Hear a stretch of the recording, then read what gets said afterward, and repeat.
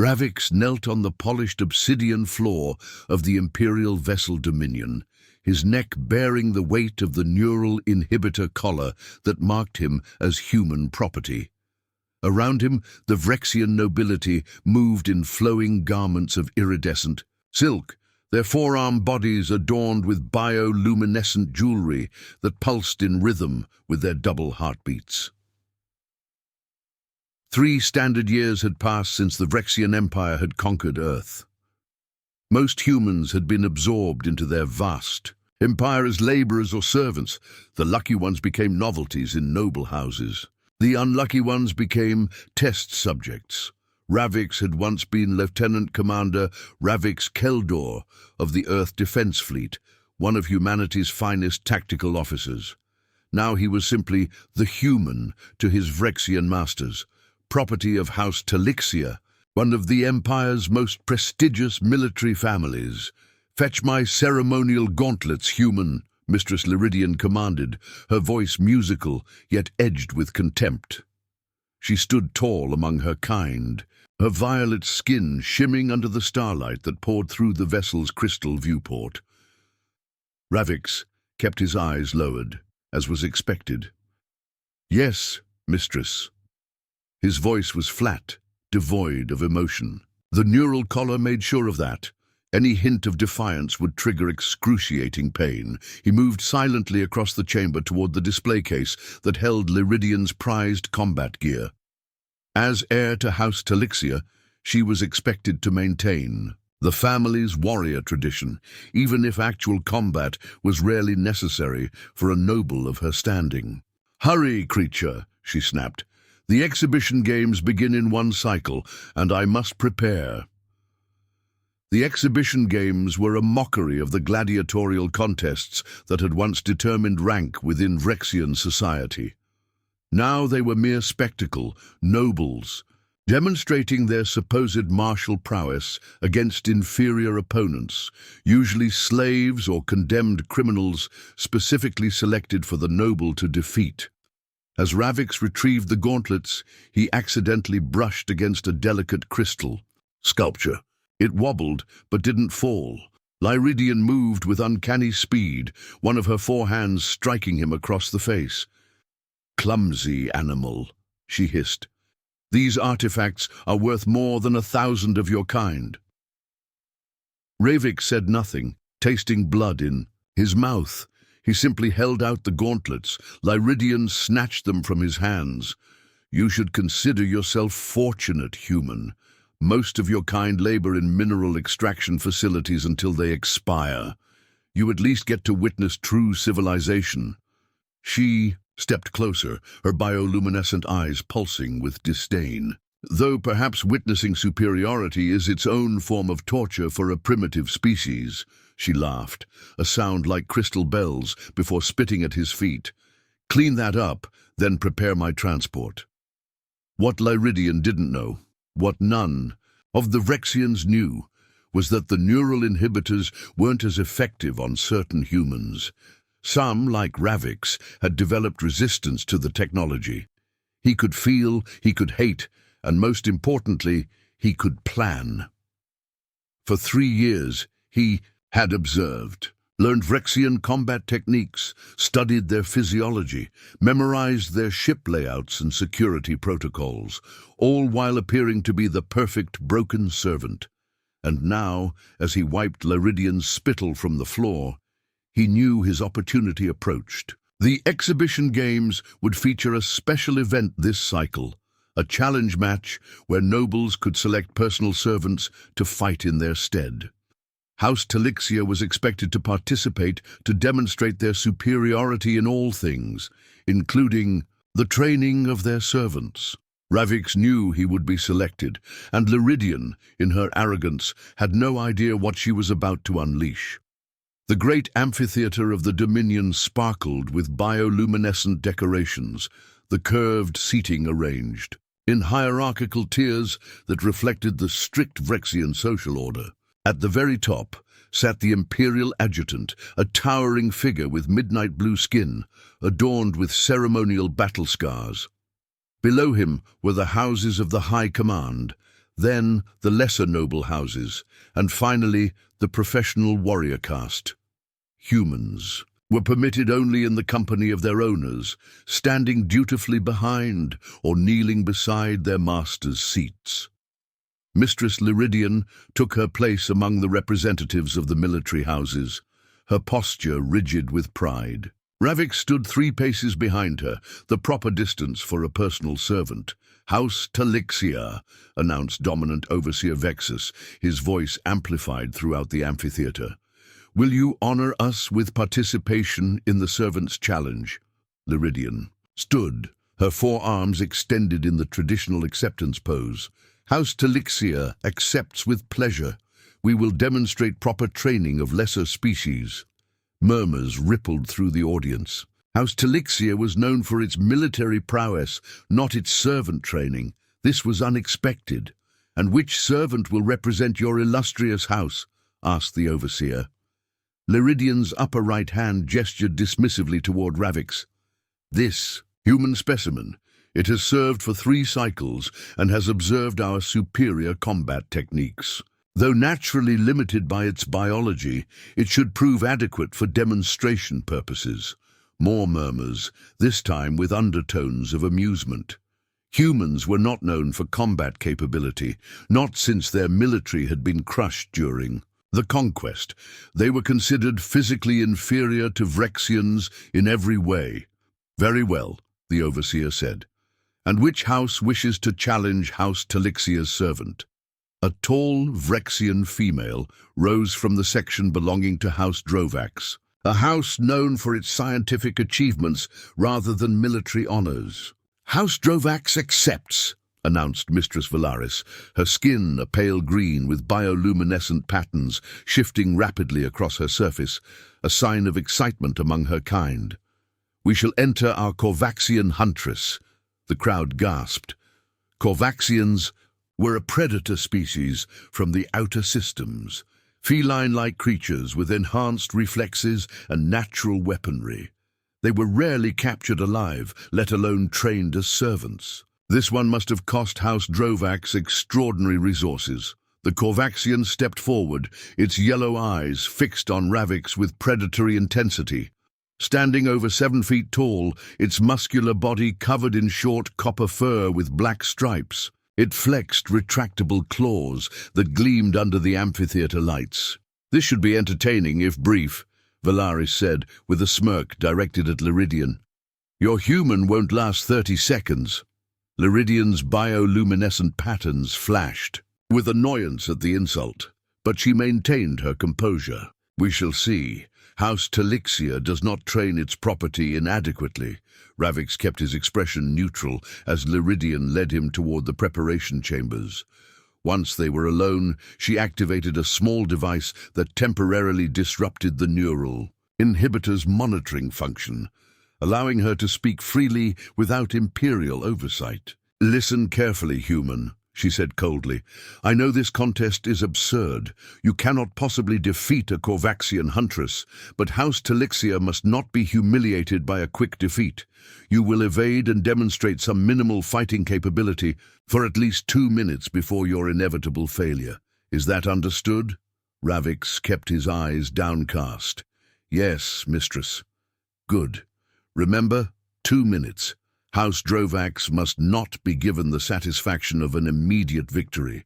She reactivated the collar's monitoring function and led him to the armory, where contestants could select from a range of non-lethal weapons. The Corvaxian would not need weapons with its natural claws, but Ravix would be permitted equalizing. "Equipment.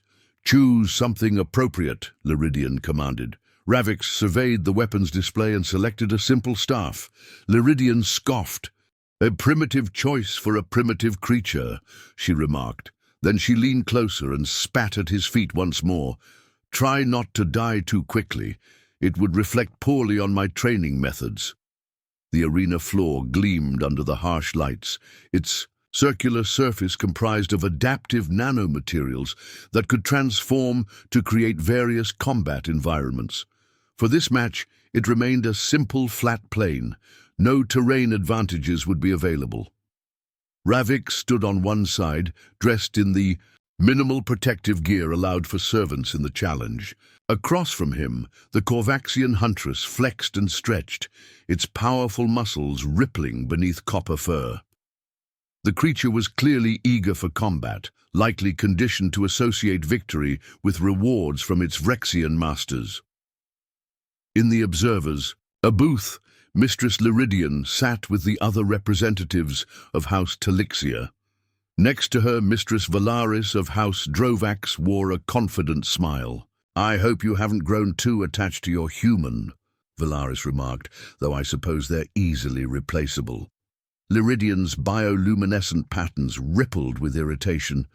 "The outcome matters little. The human has served adequately for 3 cycles. If it dies providing entertainment, that is sufficient return on investment." Below, the dominant overseer stepped onto a hovering platform at the arena's edge. "This servant challenge will demonstrate the training capabilities of our noble houses. Combat will continue until submission, incapacitation, or—" He paused. Dramatically, cessation of biological functions. The crowd's bioluminescence pulsed with excitement. House Drovax enters the Korvaxian huntress Skara, trained in 17 forms of combat, the overseer announced. The Korvaxian roared, displaying impressive fangs. House Talixia enters the human-designated Ravix, trained in service and basic defense. A few laughs rippled through the audience at the obvious mismatch. What no one knew was that during his years of servitude, Ravix had done more than just observe Vrexian combat techniques. He had also studied Vrexian physiology. He had memorized the layout of every imperial vessel he'd been permitted to enter. And most importantly, he had discovered that prolonged exposure to certain Vrexian energy fields had gradually neutralized the neural inhibitor's control functions, while its monitoring systems continued to report normal operation. For months now, Ravix had been free in his mind, while appearing perfectly subjugated. He had been training in secret, using the brief moments when Lyridian thought he was performing maintenance tasks in isolated sections of the ship. "Begin," the overseer commanded. The Korvaxian immediately dropped into a predatory crouch and began circling. The huntress was clearly toying with him, relishing the hunt. Ravix held the staff defensively, appearing appropriately frightened but determined. The crowd began jeering, eager for bloodshed.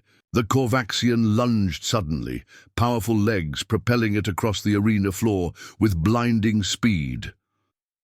What happened next silenced the entire amphitheater. Instead of attempting to dodge or making a clumsy defense, Ravix pivoted with perfect precision. The staff became a blur as he executed a complex maneuver that was unmistakably a Vrexian elite guard technique, one that only the highest military houses were taught. The staff struck the Korvaxian in 5 rapid succession points, nerve clusters, that were common vulnerabilities across most predator species. The huntress stumbled, momentarily paralyzed by the precise strikes. Before it could recover, Ravix had already moved behind it, striking again with mechanical efficiency. There was no emotion in his movements, no wasted energy, just the perfect application of force. In the observer's booth, Liridian shot to her feet, her bioluminescence flashing chaotically with shock. "What is this?" she demanded. "How does it know the sacred forms?" 15 seconds after the match began, the Korvaxian huntress lay unconscious on the arena floor. Ravix stood motionless, his expression unchanged, the staff held precisely as a Vrexian elite guard would hold it after completing a takedown sequence. The silence in the amphitheater was absolute. Then the overseer's voice, noticeably less confident, "Victory to House Talixia's human servant." The corridors of the Imperial vessel Dominion buzzed with agitated conversation as nobles and warriors alike discussed the unprecedented arena match. Never before had a human servant displayed such combat prowess, especially not using sacred Vrexian techniques reserved for the highest military castes. Mistress Lyridian marched Ravix back to her private chambers, her bioluminescent patterns pulsing with a mixture of confusion and rage. The moment the door sealed behind them, she activated the privacy field and whirled to face him. "Explain yourself immediately," she demanded, all forearms tense with barely contained fury. "Those were elite guard techniques my own, Bembley developed over centuries. How does a human slave know them?" Ravix stood silently, eyes still downcast as protocol demanded. Lyridian struck him across the face. "Answer me!" "I observed, Mistress," Ravix replied, his voice still flat and emotionless. "For 3 years, I watched the training sessions you permitted me to attend. I listened when you discussed strategy with your military peers. I learned." "Impossible," she hissed. "The neural inhibitor prevents such complex learning. And even if you could learn the movements, you couldn't possibly execute them with such perfection." Her eyes narrowed suspiciously. "The inhibitor is malfunctioning, isn't it?" Before Ravix could respond, her communication device chimed with an imperial priority signal. "Mistress Lyridian of House Talixia," came the formal voice of the Imperial Security Commander. "Your presence is required immediately in the Strategic Command Center. There has been an incident." "What incident?" she demanded. "Multiple human servants have malfunctioned simultaneously across 17 vessels in the fleet. They appear to be coordinating their actions."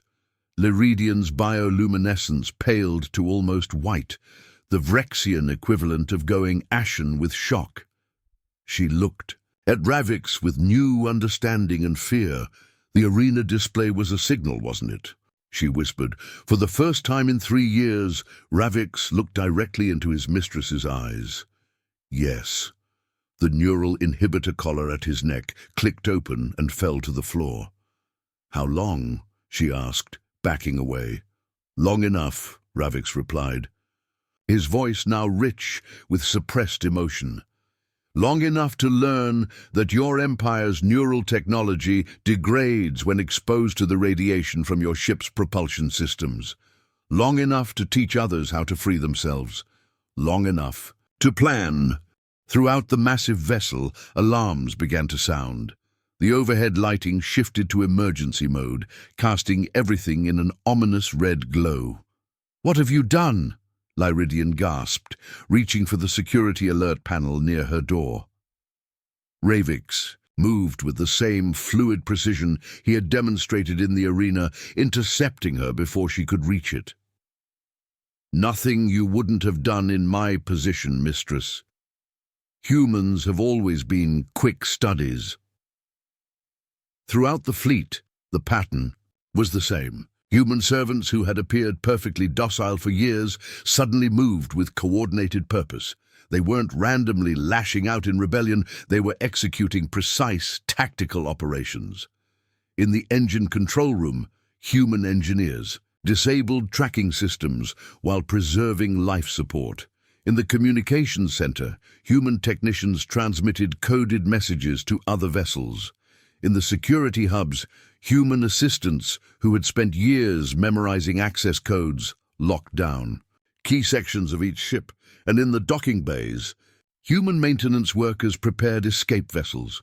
It was not a violent uprising, it was something far more dangerous, a methodically planned extraction operation designed by someone with intimate knowledge of Imperial fleet protocols and Vrexian psychology. Ravix guided a stunned Lyridian to a seat. Iridian, too. "You always underestimated us. You saw our adaptability as primitive flexibility rather than sophisticated intelligence. You mistook our cooperation for submission. Most critically, you failed to recognize that humans thrive under pressure." Ship shuddered as emergency bulkheads engaged throughout the vessel. "The neural inhibitors were your greatest mistake," Ravix continued, now accessing Lyridian's private command console with practiced ease. "They forced us to develop mental disciplines that your species never needed. When they began to fail, we didn't immediately rebel. We waited, we learned, we planned." "You'll never escape," Lyridian said, finding her voice again. The Imperial fleet will hunt you to extinction." Ravix permitted himself the first smile she had ever seen on his face. "Perhaps, but first, they'll need to find us." 3 months after the coordinated human escape from the Imperial fleet, the Vrexian High Command convened an emergency session aboard the Imperial fortress Unyielding. Representatives from every major house were present, their bioluminescent patterns subdued with shame and concern. Supreme Commander Zerithax, the highest military authority in the Empire, displayed tactical projections above the central command table. Red indicators showed confirmed human rebel activity across 17 sectors. "The situation is unprecedented," the commander admitted, his deep voice resonating through the chamber. "We have lost contact with 27 outposts and 9 mining operations. 3 research stations have gone completely dark, and most concerning, 2 military escort vessels have disappeared without distress signals." Mistress Liridian sat with the representatives of House Telixia, her once proud posture now stiff with disgrace. After the escape of her human servant Ravix, who had apparently been a key orchestrator of the rebellion, her house had fallen from Imperial favor. "These attacks show intimate knowledge of our security protocols," continued the commander. "The rebels strike with precision, disabling our systems in ways that suggest extensive tactical training. They're using our own techniques against us," said another military leader, his bioluminescence flashing with anger. "Sacred combat forms that should never have been exposed to lesser species." All eyes turned briefly toward Liridian, who kept her gaze fixed on the tactical display. "We have intercepted communications, suggesting they have established a hidden base," the commander said. "Intelligence indicates it is located in the Karvek Nebula, an area our sensors cannot penetrate effectively. We must launch a full assault immediately," declared a representative from House Drovax.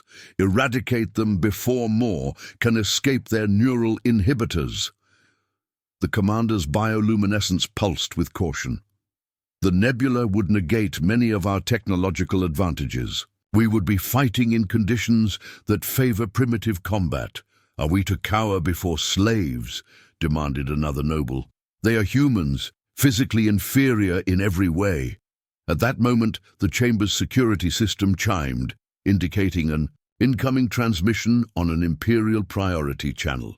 The commander signaled for it to be displayed. The holographic projection that appeared in the center of the chamber showed a human face that every Vrexian present recognized: Ravix Keldor, former servant of House Telixia. "Greetings, Supreme Commander," Ravix said with a calm confidence that was jarringly unfamiliar to those who had known him as a slave. "I trust this message finds you in the midst of planning your response to our liberation." "How dare you access an Imperial channel?" hissed one of the nobles.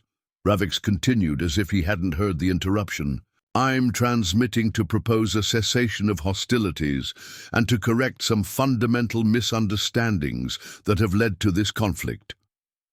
The commander made a subtle gesture, and intelligence officers began tracing the transmission. First, Ravix continued, "Humans are not inherently inferior fighters. We are adaptable. While you evolved as apex predators with natural physical advantages, we evolved as persistence hunters who succeed through innovation and observation." The tactical display began blinking as the trace program worked. "Second, your neural inhibitor technology has had an unexpected effect. Rather than suppressing our cognitive capabilities, it forced us to develop new neural pathways. Those of us who overcame the inhibitors emerged with enhanced mental processing, a side effect your scientists never anticipated." The trace program suddenly stopped, displaying an error message. "Don't bother tracing this transmission," Ravix said with a slight smile. "We're not in the Karvek Nebula. That information was planted for your intelligence to find." The commander's bioluminescence flashed with alarm. "Where are you?" close enough to understand your tactics, far enough to be safe from immediate retaliation. Ravix's expression became serious. We don't seek war, Commander.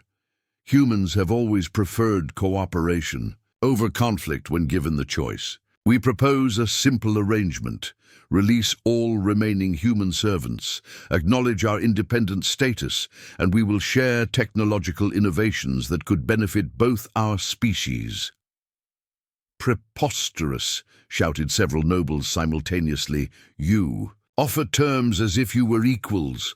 Liridian spoke for the first time, rising from her seat. You were property, Ravix. You still are. Ravix's gaze found her in the crowd. Hello, Mistress Liridian. I was hoping you would be present. You, more than anyone, should understand our position. After all, you taught me the most important principle of Rexian military philosophy. True victory is achieved not through superior strength, but through superior understanding of the battlefield. Liridian's bioluminescence flickered with recognition. Of her own words, you have 3 standard days to consider our proposal, Ravix concluded. After that, we will be forced to demonstrate that we understand your battlefield capabilities far better than you understand ours. The transmission ended, leaving the chamber in stunned silence. The 3-day deadline passed without response from the Vrexian High Command. On the 4th day, something unprecedented occurred throughout Vrexian space. Every neural inhibitor collar simultaneously deactivated. Millions of human servants across thousands of vessels and installations suddenly found themselves free of the technology that had kept them docile for years. Not all rebelled. Many were too indoctrinated or afraid to act against their masters, but enough did to create widespread disruption across the Empire. More shocking still, the Imperial fleet's primary navigation system mysteriously reset, stranding vessels mid-journey and causing temporary but significant chaos. On the 5th day, the Supreme Commander of the Vrexian Empire requested a direct communication with Ravix Keldor. Aboard the Phoenix, a retrofitted Vrexian research vessel now serving as the human resistance. Flagship Ravix prepared to speak with the commander. Around him stood his senior leadership, all former servants who had spent years studying various aspects of Vrexian technology, culture, and military strategy while appearing to be merely obedient slaves. Transmission incoming, announced Mira. Ulanis, once a personal assistant to a Vrexian scientist, now the Resistance's communications expert. The holographic display activated, showing Supreme Commander Zerithax in full ceremonial armor. His bioluminescent patterns were carefully controlled to show neither weakness nor aggression.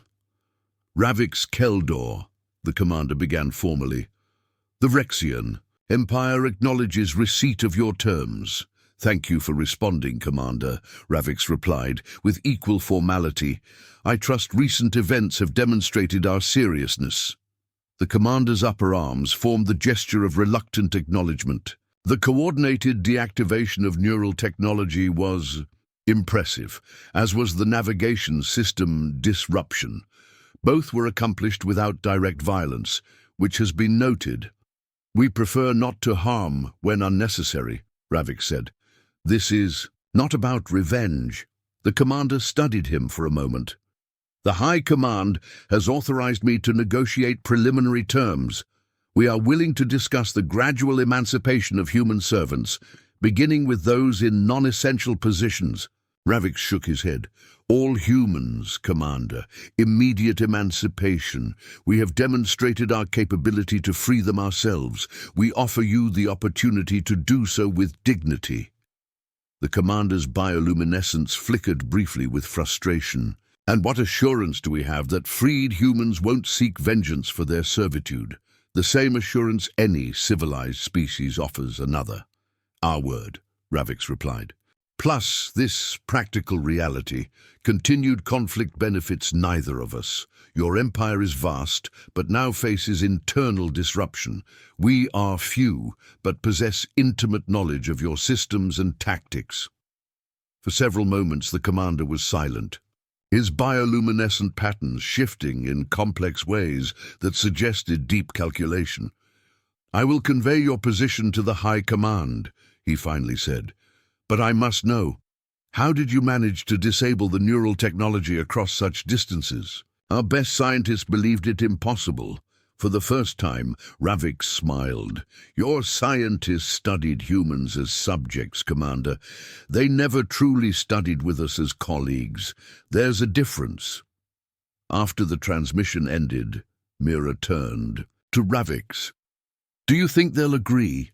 "Eventually," he replied. "The Vrexians value efficiency above all. Once they calculate the resources required to suppress us versus the benefits of cooperation, they'll make the rational choice." "And if they don't?" asked another lieutenant. Ravix's expression hardened slightly. "Then we continue demonstrating why underestimating humanity was their greatest mistake." 2 weeks later, representatives from both species met on neutral ground, a terraformed asteroid that had once served as a luxury retreat for Vrexian nobility. The agreement they reached would later be known as the Phoenix Accord, marking humanity's transition from conquered species to sovereign interstellar partner. When the formal proceedings concluded, Mistress Liridian approached Ravix in the observatory overlooking the asteroid's artificial ocean. "I still don't understand," she said, her voice lacking its former imperial confidence. "You had years of opportunity for sabotage or escape. Why wait? Why the arena display?" Ravix gazed out at the stars. "We needed time. Time to understand your technology, your society, your weaknesses. The arena demonstration wasn't just a signal to other humans. It was a message to your leaders." "What message?" "That you never truly knew us," Ravix replied simply. "You saw what you expected to see, subservient creatures accepting their place. You never questioned why humans adapted to servitude so quickly, why we learned your languages and systems with such ease." He turned to face her. "In the arena that day, I could have killed the Corvaxian. I could have attacked you afterward in your chambers, but violence wasn't our goal. What was? Recognition," Ravix said. "The understanding that humanity deserves to determine its own path among the stars." Liridian's bioluminescence shifted to a pattern Ravix had never seen her display before, the cultural indicator of respect between equals. "Your species is not what we thought," she admitted. "Few things ever are," Ravix replied. "That's the first lesson of exploration." As Liridian departed, Ravix remained in the observatory, watching as the first transport ships began delivering freed humans to the asteroid, the initial waypoint on their journey to newly established human territories. In just 15 seconds, in an arena, he had changed the course of 2 civilizations, not with hatred or vengeance, but with silent, unstoppable competence that demanded respect. It wasn't the human way to simply destroy oppressors. It was the human way to overcome them, then build something better from the ruins of conflict. Stars beckoned, and humanity, once again free, would answer the call on their own terms.